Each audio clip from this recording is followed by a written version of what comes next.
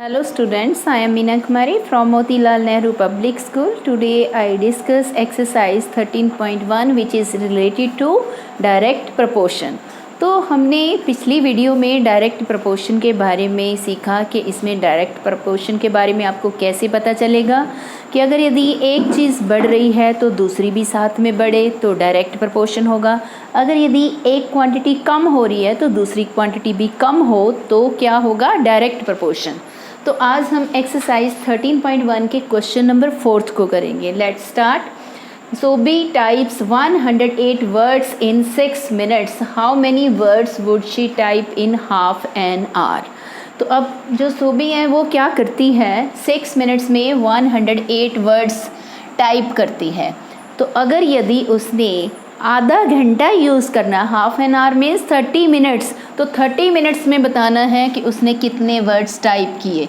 अब आपने क्या निकालना है, इसमें वर्ड्स फाइंड आउट करने हैं। तो देखिए, सबसे पहले हम एक टेबल बना लेते हैं। इसमें टेबल हमने बना लिया। अब हमारे पास क्या है, वर्ड्स हैं, नंबर ऑफ वर्ड्स और टाइम। टाइम किस में हम ले लेते हैं, इन मिनट्स। मिनट्स में हमने टाइम को ले लिया।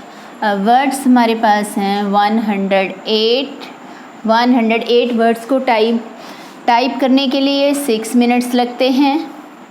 अब हाउ मेनी वर्ड्स, आपने वर्ड्स निकालने हैं तो वर्ड्स को यहाँ एक्स चाहे सपोज कर लीजिए, और उसके बाद half an hour means 30 minutes लगेंगे। अगर यदि एक्स नहीं मानना, यहाँ पे आप ए भी ले सकते हैं या कोई और अल्फ़ाबेट भी यूज़ कर सकते हैं। सबसे पहले आपने ये देखना है इसमें डायरेक्ट प्रपोर्शन आपको कैसे पता चला कि अगर यदि 108 वर्ड्स हैं, ज़्यादा वर्ड्स हैं तो आपको ज़्यादा टाइम लगेगा, कम वर्ड्स हैं तो आपको कम टाइम लगेगा टाइप करने के लिए। So this is a direct proportion. ये डायरेक्ट प्रपोर्शन हो गया आपके पास, और इसका अब हम फार्मूला यूज़ कर लेंगे, x by Y is equal to के, where k is a constant. k हमारे पास क्या है, कांस्टेंट है। सो x 108 बाई में 6, y 6 है, सो a बाई 30। अब हमने क्रॉस में मल्टीप्लाई कर लिया, 6 into a is equal to 108 into 30। तो a की वैल्यू निकालेंगे, a को एक साइड पे रख लिया, 108 इंटू 30 बाई में 6 के टेबल से हमने 30 को डिवाइड कर दिया। अब 108 को 5 से मल्टीप्लाई किया, 540। तो इसका मतलब कितने वर्ड्स टाइप होंगे, 540 words.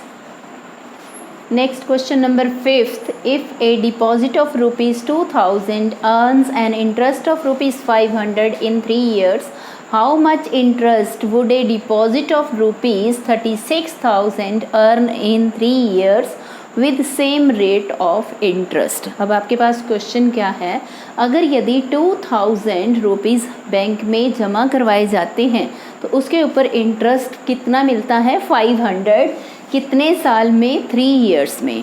How much interest would a deposit of ₹36,000। अब रुपीज़ अगर यदि 36,000 डिपॉजिट करवाए हैं इन 3 years with same rate of interest, तो रेट ऑफ इंटरेस्ट दोनों में सेम है, तो ये बताना है तो इसके ऊपर कितना इंटरेस्ट अर्न हुआ, कितना इंटरेस्ट प्राप्त हुआ। तो देखिए, इसमें आपने निकालना क्या है, इस क्वेश्चन में आपने क्या निकालना है, इंटरेस्ट फाइंड आउट करना है। अगर यदि आप बैंक में ज़्यादा रुपीज़ डिपॉजिट करवाएंगे तो आपको ज़्यादा इंटरेस्ट मिलेगा, अगर यदि कम रुपीज़ डिपॉजिट करवा रहे हैं तो आपको कम इंटरेस्ट मिलेगा। So this is direct variation. अब आपने क्या करना है, जो चीज़ फाइंड आउट करनी उसको x भी ले सकते हैं या कोई और अल्फ़ाबेट भी यूज़ कर सकते हैं। अब आपके पास यहाँ पे अमाउंट डिपॉजिट है गिवन, किस में है, इन रुपीज़, और इंटरेस्ट ये भी है रुपीज़ में,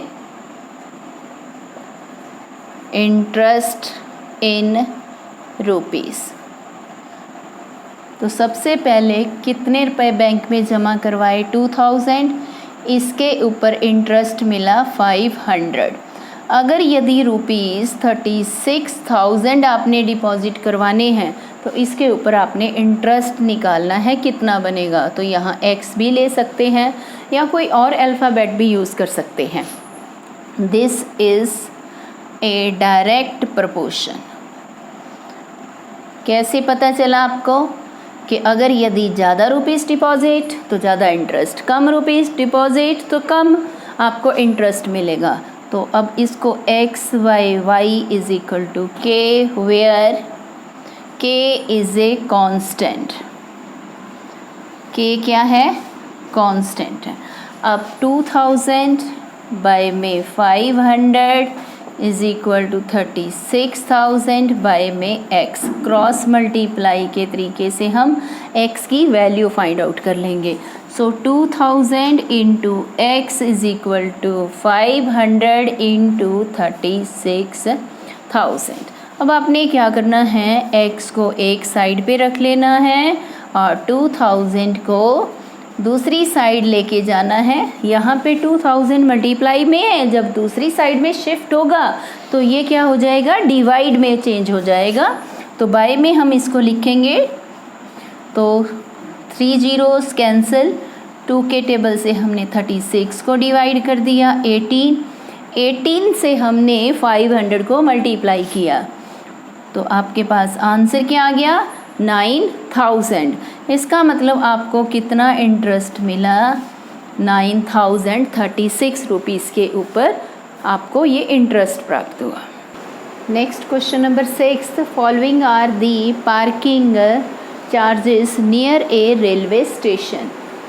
parking time charges for parking up to 4 hours ₹60, up to 8 hours ₹100 and up to 12 hours ₹140, up to 24 hours ₹180. Check if the parking charges are in direct proportion to the parking time.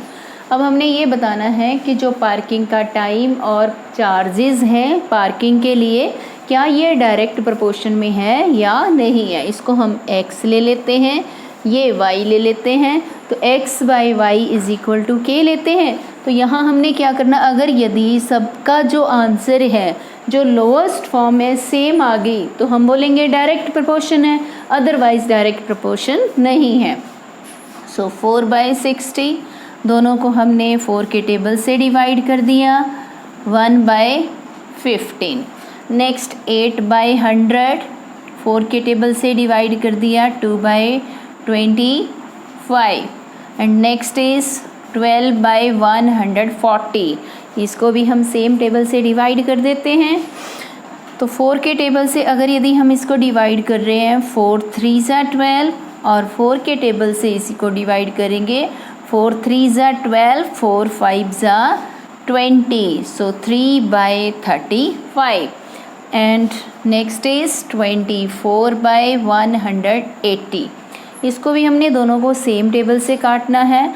अगर यदि मैं इसको 12 के table से काट रही हूँ, 12 से 12 2 24 और 12 के टेबल से मैंने 180 को डिवाइड करना है तो 15, सो 2/15।